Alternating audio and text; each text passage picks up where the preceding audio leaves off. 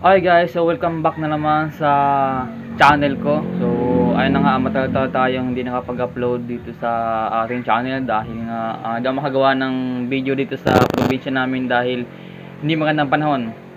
So laging umuulan. So kunting review lang tayo dito sa ating marble gun dahil marami sa aking tatanong. Pero bago tayo magsimula ay so advance Merry Christmas at Happy New Year so sa inyo, sa mga manonood ko dahil nga December na. So sana pala ay matulungan niyo pala ako dito sa aking channel dahil malapit na tayong mamonetize. 1,000 watch hour na lang yung kailangan natin para tayo mamonetize. So yung 1,000 subscriber ay naka 1,000 na tayo. So ayan, kung makikita nyo sa screen natin yung kulay blue na yan. So kailangan ma-reach natin yan o mapuno natin yan. Yung kulay itim na yan, puno natin yan. So 4,000 watch hour na. So yun lang yung para sa akin gift lang ninyo para sa akin bago matapos ang taon ay ma-reach natin yan at na-monetize na tayo. Sa nga pala ay suportahan nyo rin pala yung mga iba ko pang content bukod dito sa ating marble gun. So namimingwit din ako, gumagal din ako dito sa probinsya namin, yung nga lang ay hindi gaanong madalas. So yan, medyo pasensya na nga pala kung medyo maingay dahil nasa tabing pasada yung bahay namin. So yun, palike ng mga video ko din sa mga bago pa lang sa aking channel, subscribe na rin. Magsimula na tayo tungkol ito sa ating marble gun na toy gun. So maraming kasi nagtatanong at maraming nagko-comment dun sa mga nakarang video ko tungkol dito sa aking marble gun. So paano daw gumagana yung bolt action ko. Dito naman sa tangke ito. So paano daw lumalabas yung hangin. May mga katanong sa akin kung magkano yung ganitong marble gun. Yan, kung nagpapa-order ba ako. So yan, sasagutin ko yan dito sa video na to. So itong video ito ay maiksi lang naman dahil review lang ito dito.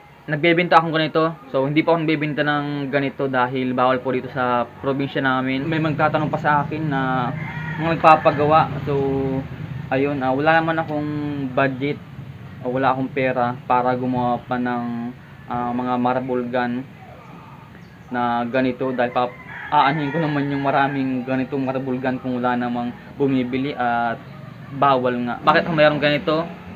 Kahit bawal, gumawa ako. So ito po ay personal use only.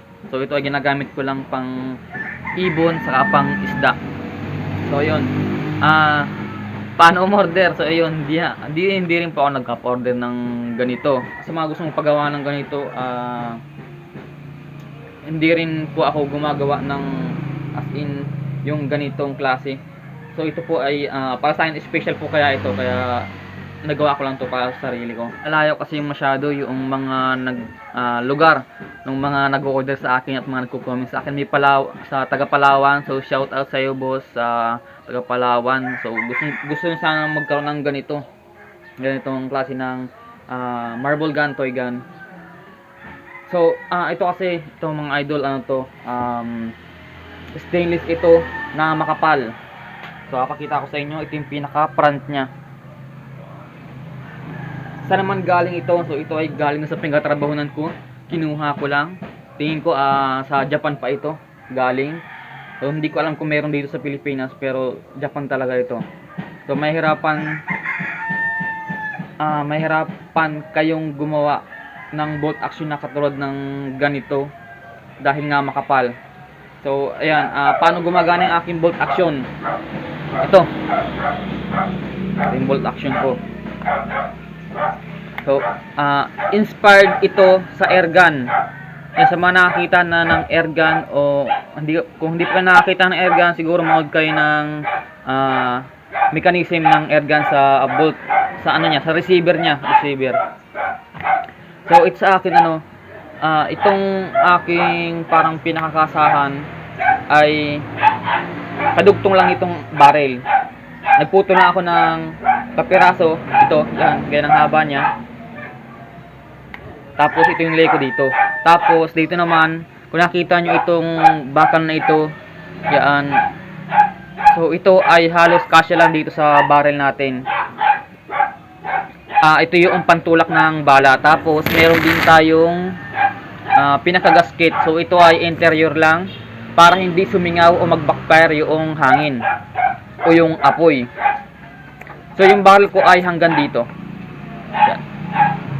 Tapos sabi ko nga sa inyo, ito ay inspired by airgun. So kapag kinasa ko ito, makikita nyo dito meron siyang ito yung magnetic nya. Ito yung sa kalan. So subukan ko sa inyong ipakita. Bigas.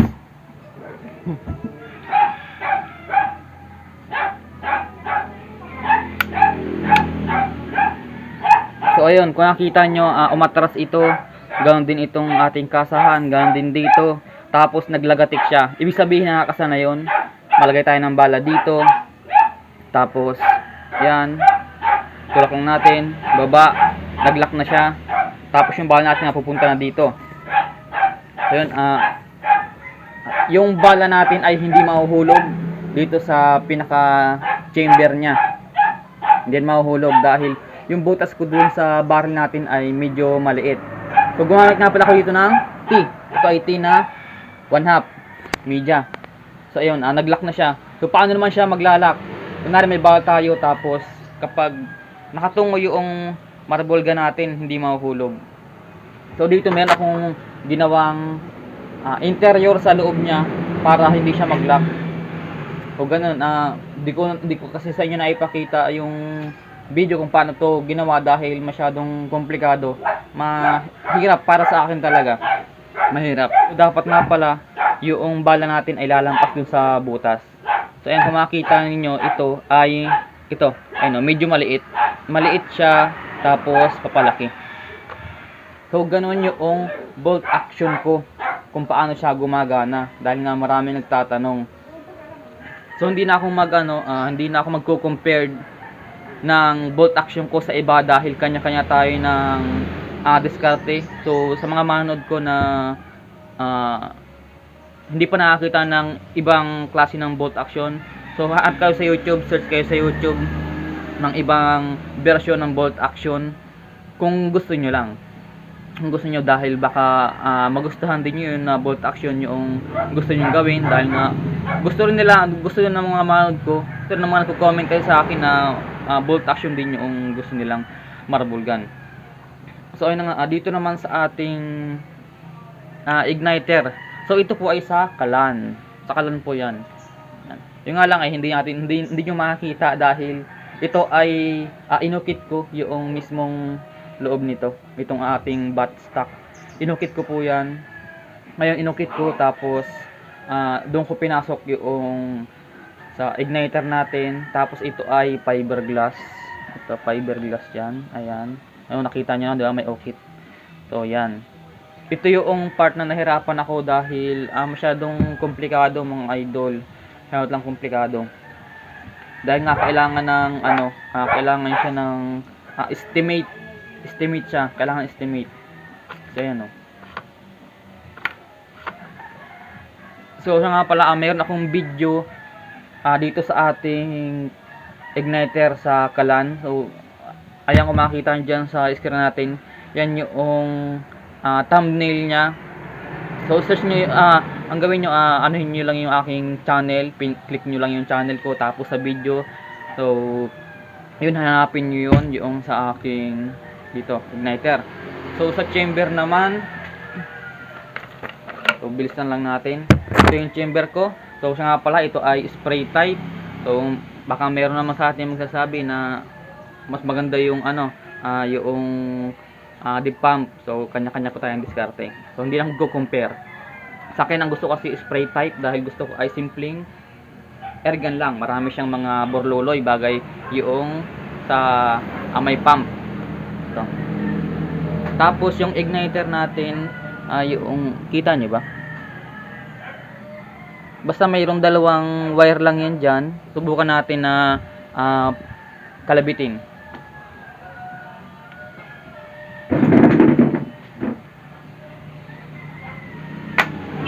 Yun. So kung nakita nyo, yun yung kuryente nitong aking marble gun. So malakas. At yung divider o division nito, ilan nga ba to? Limutan ko na kung ilan. So dalawa lang yung divider. Isa dito, saka isa dito, or division.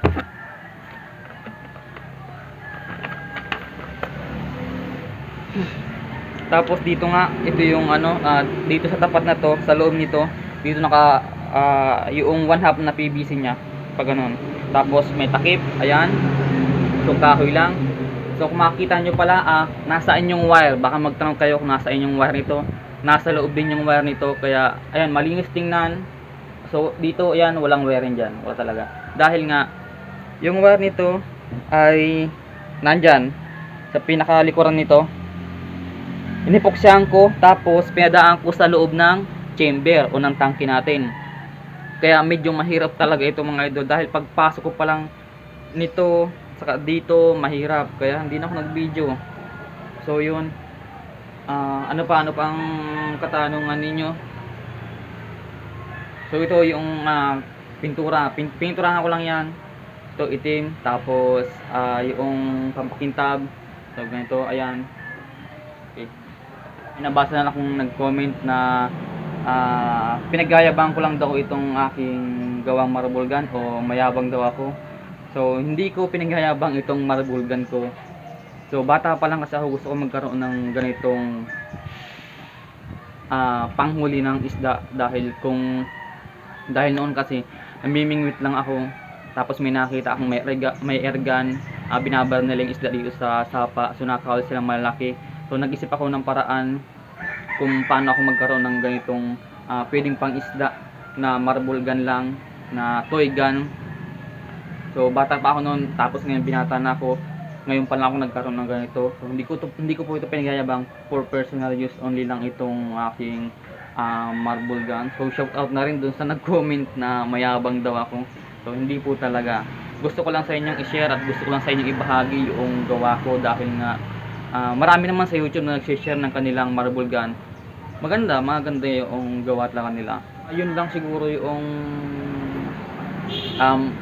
may share ko sa inyo at sa mga katanungan ninyo. So sa sagot ko, yan, tungkol nga dito sa igniter, sa bolt action. So ayun, maraming salamat na lang sa mga nagko-comment. Appreciate ko yung comment niyo, dahil gusto niyo ring matuto, o gusto niyo ring malaman kung paano gumagana ang bolt action ko. So yun, like and subscribe sa ating channel. So sana matulungan nyo ako na ma-reach talaga yung 4,000 watch hour dito sa YouTube. At sana bago matapos ng taon, ma-reach natin yun, para magiging gift ko na rin yun sa sarili ko. Ayun, maraming salamat, at sa susunod na video. So comment lang kayo sa mga gustong magtanong.